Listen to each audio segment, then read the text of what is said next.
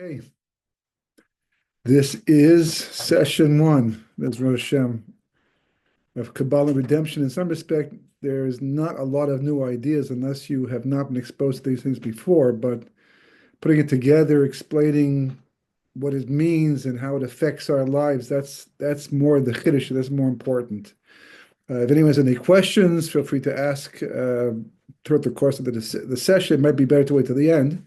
I will leave some time as Rosh Hashem, or at least add some time for that.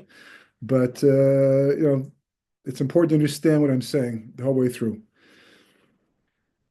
Yiddishkeit, Judaism, is filled with dichotomies. Going back to the very beginning, there's a lot of things that they don't really pan out the way they seem like they're supposed to. They don't really seem to be what we would think that they should be.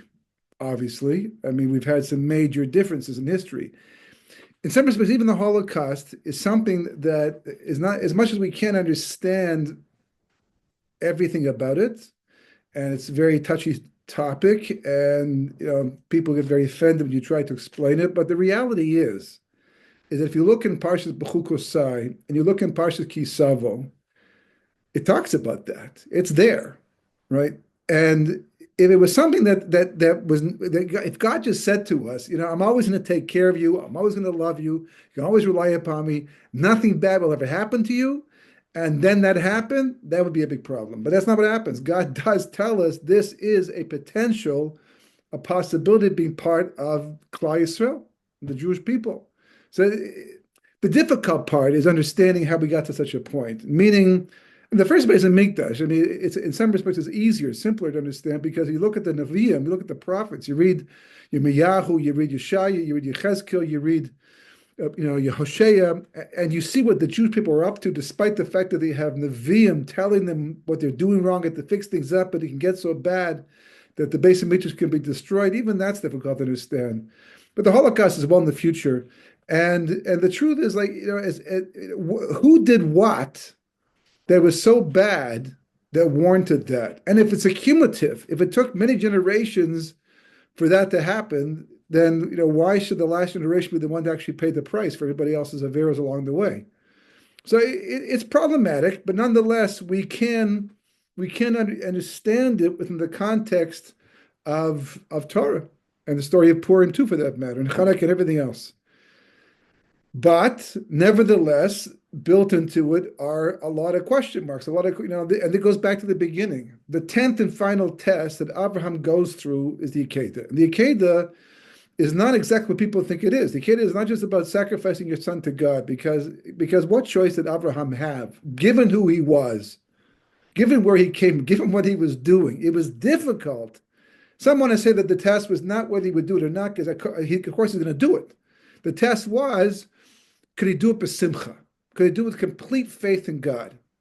That was the nisayon. And that's, of course, a huge test for anybody for that, to carry it out, fine, but to actually have a complete faith in God, despite the situation, that they found to be a test. And then also to do with Sarah, that she dies in the process. But even still, Abraham, if he wrote Sefer Yetzirah, which is one of the most difficult, complex Kabbalistic works known to all of mankind, it means he understood a lot, way more than we understand. He understood a lot more about Hashem and how he runs the world. And given that background, he could easily fit the Akedah and all that happened into that perspective. What was the most difficult part of the Nisayon? Well, we actually find it at the end. We see what bothers Avram at the end. Avram's quiet the entire time. And that is because he trusts God completely, and he's until it plays out. So God tells him that I'm going to give you a son. You're going to have somebody who will continue on your spiritual legacy, someone who you built all this up, and nobody else in the world can continue on for you after you die. You're not going to live forever. So that's what you're living for. And Yitzchak clearly is the only one, and he's born miraculously. It's a setup. I mean, everything about it points in the direction that this is going to be the way the history is going to play out. And they nurture him, and they raise him, and they look after him, and they even send Yishmael away because of him. And then God says, take him up as a sacrifice to the place I will show you. What happened to the first promise? But what about the fact he's supposed to be my spiritual heir? He's not even, if he had been married already and he already had a child, son, a daughter, it doesn't make a difference. But somebody who could be mamshich, what he had started, okay, so now Yitzchak's time has come. He's dying earlier at the age of 37, earlier than we thought he would, but still, at least I've got the spiritual heir to continue. I thought he would be the one, but now it's it doesn't happen like that. He's the only one. And if he dies, now Avram's 137 is a huge miracle of a child at the age of 100. Now they have at 137, is that what God plans? Another one? This is just a test to see if it works? No, Yitzchak seems to be the one. So now he's going to live with that reality for 3 days. Just imagine his mindset, how this is stewing inside of him over and over and trying to figure out, wondering how this is going to play out, how this is going to be somehow fulfillment of the promise that God made to continue on, what he started to fix the world. And then finally gets the Akedah and everything is like keeps going. God does not stop him, say, oh, just wanted to see if you'd go. Just wanted to see where your heart was. I can now say to the nations of the world, you're prepared to go. And it goes all the way to the end, till he's holding up the knife to kill Yitzchak. And then HaKadosh Baruch Hu says, don't do it. An angel tells him, but don't do it. So then Avraham finally opens up. Then he basically says, and Rashi explains, right? Then he finally says, what is going on over here? I mean, you're God. You don't change your mind, and yet you changed your mind twice, because you told me that Yitzchak is going to be the one through whom I'm going to pass his legacy on. Then you tell me to bring him up as an Akedah, to kill him, right? And that already it seems to be a contradiction. What changed in the meantime? And then on top of all of that, just as I got used to it, you come along and say, don't do it. So it seems like you changed your mind twice. So we of course, we know the answer. We know the Medrash.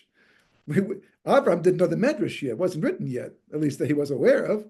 Now we know. God says, if you'll notice, I very carefully worded it in such a way that you would have this impression that I wanted you to kill him, but I never said kill him. I never said shecht him. I only said bring him up as a korban olah, and you've done that. Now bring him down as a korban olah as well. So he can't leave Eretz Yisrael because now he's kadosh. So Avram says, yeah, but everyone knows that when you bring a sacrifice up to Har Bayis, or just period, you bring a sacrifice up, it usually means to sacrifice. And I thought for sure that was your intention. I know. That's what I based my test on, that idea. I knew you would think that way. That's all of our tests, by the way. God's constantly taking advantage of our assumptions, our perspectives of life, to create scenarios that test us because of where we're coming from, because of the way we think. And it leaves him lots of room to be able to, change his mind without changing his mind, because we make assumptions. So what was the point of the Akedah? What was the message that the Akedah is really giving? It's not for Avraham. He's done. He's finished. He's passed all his tests. He's just waiting now to, he's in the boarding area to catch his flight to the world to come for the next, 30 some odd years. But nevertheless, he's secondary now because he's done all he has to do in this world.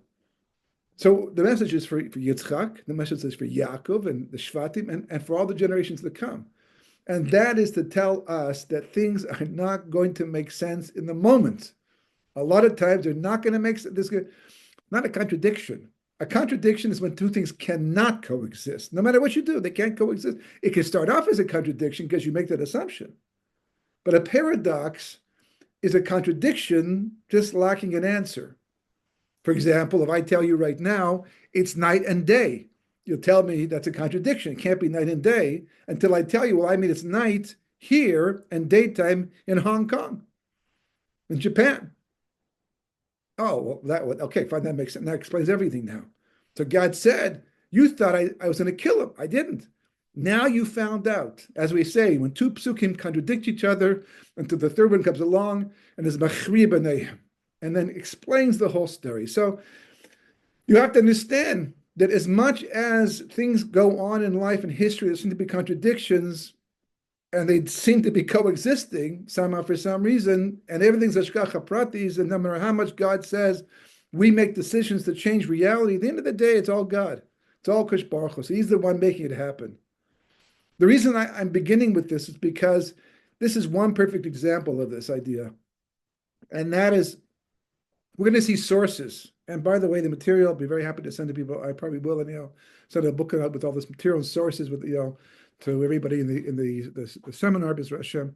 But in the meantime, we're going to see sources that are going to be quite a contradiction to what we're doing today in the Jewish world and the way many people think from the top to the bottom. When I say the top to the bottom, I mean present day, because it's not the way the Vilna Gaon thought. This is not the way the Ramchal thought. These are two mainstream sources of Torah approach and Torah knowledge and hadracha, and this is what they were saying back then. And somehow things got all muddled up and lost. At least in the Ashkenazic world. In the Sephardic world, not so much, because they had a choice way back in the 1500s, 1600s later, whether or not to go with hashkafa, philosophy, all these different svarim, or to stick with the Zohar. And they stuck with Kabbalah anyhow. So they've been learning Kabbalah the entire way through. The Ashkenazic world began learning Kabbalah when the Zohar first came out, according to history. It spread across the entire Jewish world like wildfire, just including North Africa. Everywhere it could go, it went. Even the Gentiles, even the Catholic world was learning the Zohar, learning Kabbalah, and knew it quite well. That's how popular it was. And it would have stayed popular, perhaps, had it not been for Shabbatai Tzvi. When Shabbatai Tzvi came along and he claimed to be Mashiach and did all kinds of crazy things, and he obviously had some type of importance. He obviously had some type of qualifications, because otherwise he would never have been believed. And a lot of very important people went along with him, to the point that some Rabbanim were forced into exile because they refused to accept him as Mashiach. And of course, the truth came out later on when he converted to Islam to save his life because of the Ottoman Empire, the emperor. And there's still people who still follow his way of thinking, is what he started back then. But he faded out. But the damage was done. And because it was so severe, it had such an incredible impact. I mean, people sold their property, everything. They gave up. They would walk up to Gentiles who in the past had been so so mean to them and said, "You're going to get yours. You'll see, Mashiach. You're going to get yours now." And of course, when it didn't happen the way that they thought it would happen, and they lost everything, it probably resulted in even more pogroms in the end. So to avoid that type of miscommunication and confusion once again, so they made rules. One of those rules was that you can't learn Kabbalah till you're 40, and you should be married first, that you're grounded. You can all the stuff that happened to him shouldn't happen to anybody else. But the truth is, he had a psychological disorder. There's no question about that. I think it might even be bipolar, if I'm not mistaken, something to that effect. But and he wasn't the first one. You can go back to the beginning of Christianity if you want to. And Islam itself, I think Muhammad was epileptic. And these fits that he had, according to what I've read and what I've learned, people thought were prophetic moments, but they weren't. And the proof is in the people. And this you just see through history. This is what has been going on. Even in Yashka's time, back in Roman times, he was just one person standing on a soapbox, whatever box they could find in those days, preaching.